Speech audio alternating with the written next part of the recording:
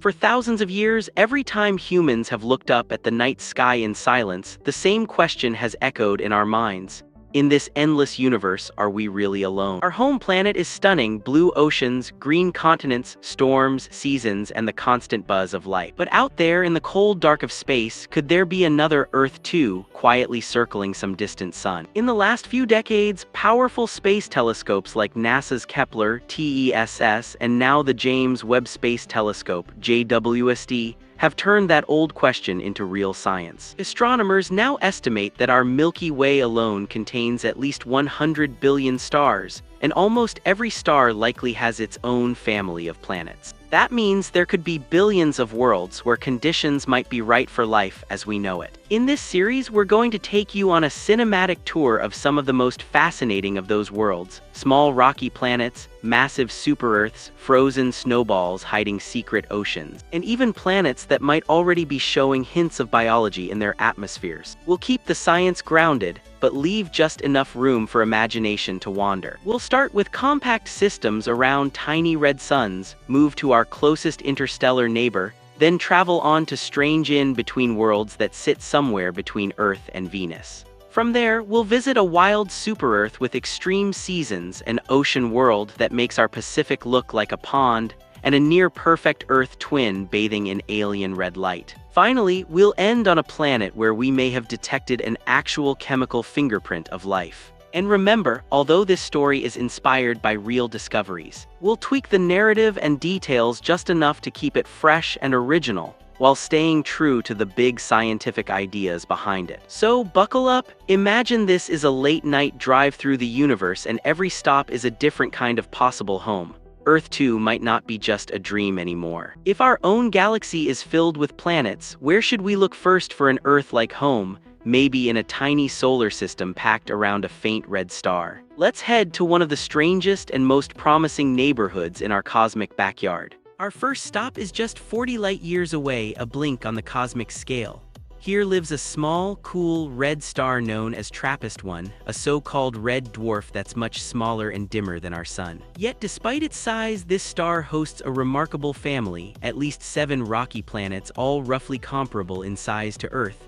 Astronomers sometimes call them the Seven Sisters. Among these sisters, one world often steals the spotlight: TRAPPIST-1e. Many researchers consider it one of the closest things to an Earth sibling that we've found so far. It appears to be rocky, sits in the star's habitable zone where liquid water could exist, and may even host a substantial atmosphere. For planets around red dwarfs, that's a big deal. These stars can blast out intense radiation that strips atmospheres away. If TRAPPIST-1e has managed to hold on to its air, it's already beating the odds. There's a catch though: TRAPPIST-1e orbits so close to its star that its year, the time it takes to complete one orbit, is just a few days. That closeness likely means the planet is tidally locked, with one side facing the star in eternal day and the other side frozen in endless night. But imagine the twilight ring between those extremes, a narrow band where the star always hovers near the horizon. In that permanent sunset zone, temperatures might be just right for liquid water, and maybe even life. Closer to home, only 4.2 light-years away, orbits another intriguing world: Proxima b, circling the nearest star to our Sun, Proxima Centauri. It's slightly larger than Earth, likely rocky, and also sits in the habitable zone of a cool red dwarf. Proxima b may experience violent stellar flares, but there are hints that it could have a strong magnetic field shielding its surface and just maybe allowing liquid water to persist. From the perspective of future interstellar missions, Proxima b is our first logical destination beyond the solar system. It's our cosmic next-door neighbor, even if a journey there with today's rockets would take tens of thousands of years. We've seen planets that might resemble Earth from the outside, but what about a world that sits right between Earth and Venus, warm, close, and balanced on a knife edge between paradise and hell? In the next part, we'll visit a planet that could reveal why some worlds become havens for life while others turn into cosmic infernos. Not every promising planet is an Earth twin. Some are cosmic missing links that help us understand why one world becomes a blue oasis and another transforms into a furnace. One such world, discovered in the mid-2020s, is an exoplanet very similar in size to Venus, orbiting a cool star about 40 light-years away in the constellation Pisces. Think of it as a bridge between Earth and Venus, a laboratory for understanding how climates tip from friendly to hostile. This planet appears just a bit smaller than Earth, with an estimated average surface temperature that's hot, but not outright lethal by human standards, something like a scorching desert day rather than molten rock. That alone makes it fascinating. For comparison, Earth's average temperature is mild, while Venus's surface is hot enough to melt lead. Sitting in between those extremes, this exoplanet forces us to ask, what exactly determines whether a world stays temperate or spirals into a runaway greenhouse? The key may lie in its atmosphere. If this planet carries a thick, carbon dioxide-rich Venus-like envelope, its surface could be crushed by pressure and baked by heat. But if it has a more moderate mix of gases, perhaps including water vapor and maybe even traces of oxygen, it might be a marginally habitable world, harsh, but survivable with the right technology. Ongoing observations with space telescopes are trying to decode its skies. Are there clouds reflecting starlight or a relatively clear view down to the surface? Any hints of water vapor would electrify the scientific community. Just as Venus is sometimes called Earth's evil twin, this world could help us understand where that twinhood breaks. Why did Earth become a cradle for life while Venus turned into a planetary pressure cooker? By studying planets like this, we're not just hunting for a backup home. We're also learning what keeps our own climate stable, and how fragile that balance may be.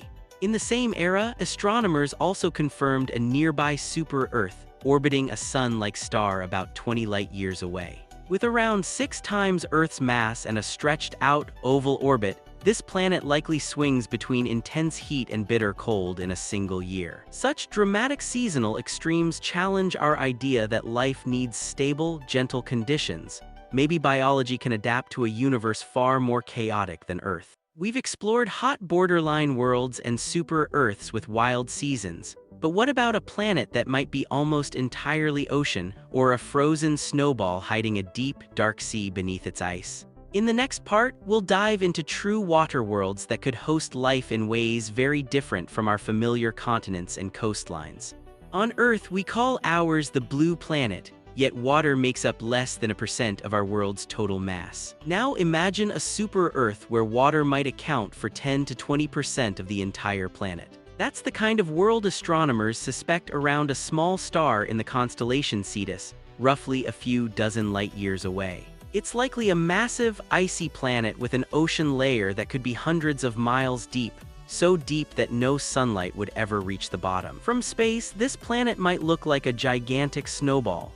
Its surface could be encrusted in thick ice, but beneath that frozen shell, the planet's internal heat might sustain a vast liquid ocean. If the planet is tidally locked, the side facing its star might host a melted region, a gigantic dark eyeball of open water surrounded by a ring of permanent ice. It's a wild, alien version of Earth's polar seas, scaled up to planetary size. Even more intriguing, there are hints that this world may have an atmosphere rich in nitrogen, somewhat like our own, with other gases mixed in. If that's true, it jumps straight to the top of the list for worlds where life, perhaps in the form of deep ocean ecosystems, could exist beyond our solar system.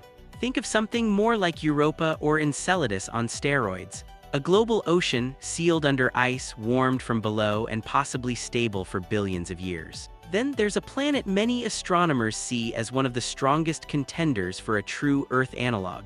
An Earth-sized world orbiting in the middle of the habitable zone of a small, cool star in the constellation Cygnus. Its mass and size are close to Earth's, and it receives just the right amount of energy for liquid water to be possible. But because its star is redder and dimmer, noon there would feel like a permanent sunset on Earth, the light dim, orange, red, and strangely beautiful. Under that alien glow, photosynthetic life, if it exists, might look nothing like our green forests. Plants could evolve to absorb the dominant red light, potentially giving them dark, rusty, or even black pigments.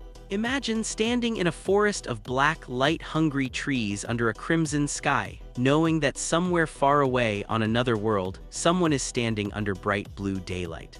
But is any of this more than speculation? In our final part, we'll visit a world where telescopes may have already spotted a tantalizing chemical trace of life, and another chilly, cold Earth candidate that could test just how far the habitable zone really extends. Stay tuned, this is where the search for Earth 2 gets truly personal. All of this leads to the most exciting question of all. Have we already seen evidence, however tentative, that life might exist on another world? One of the most talked about candidates in recent years is a so-called Hycean planet, a world with a thick hydrogen-rich atmosphere and a deep global ocean beneath it. It orbits a star about 100 or so light-years away and is bigger than Earth, somewhere between a super-Earth and a mini-Neptune, but still potentially capable of hosting an oceanic surface. Using advanced space telescopes, scientists have detected gases like methane and carbon dioxide in its atmosphere. Even more provocative are hints of a complex molecule in the air that, on Earth, is produced almost exclusively by marine microorganisms. Here at home, this compound is associated with life in the oceans, not with simple geological or atmospheric processes. That's why some researchers have called this detection a possible biosignature, a chemical clue that biology might be at work. But science moves cautiously. Before anyone can claim we found alien life, astronomers must rule out every plausible non-biological explanation for those molecules. Could exotic chemistry in a hydrogen-rich atmosphere create the same compound without life? Could the signal be a measurement error? Until we're sure, this world remains a thrilling but unproven hint that we may not be alone. On the opposite end of the spectrum lies a newly discovered cold Earth candidate, orbiting a cooler star about 100+ light-years away. Its year is strikingly similar to ours, roughly 355 days, and it sits near the outer edge of its star's habitable zone. With a surface temperature that could plunge far below freezing, this planet might at first glance seem too cold for life. Yet if it has a dense atmosphere rich in greenhouse gases like carbon dioxide, that blanket of air could trap enough heat to keep water liquid in at least some regions. Right now, this cold Earth is still a candidate, waiting for more detailed observations. In the coming years, telescopes will probe its atmosphere, searching for hints of water vapor and looking to see whether it's a frozen snowball or a marginally habitable world clinging to the last scraps of warmth. Meanwhile, other planets, like a super-Venus-type world reclassified after new data, remind us that early impressions can be wrong. Worlds once thought cool and ocean-covered can turn out to be hellishly hot, with crushing atmospheres more extreme than Venus itself. The universe, it seems, loves to surprise us. And through all of this, one truth stands out. Earth is still our only proven safe harbor. We're not searching for Earth 2 because we're ready to abandon our world, but because understanding other planets helps us understand ourselves and our responsibility to protect this fragile blue dot. So what do you think? If that Hycean planet's strange molecule really is a sign of biology, would that finally prove we're not alone, or just raise even deeper questions about what life can be? Tell me in the comments, which of these worlds would you visit first and why? And if you want more journeys across the cosmos, don't forget to like, subscribe, and stay curious.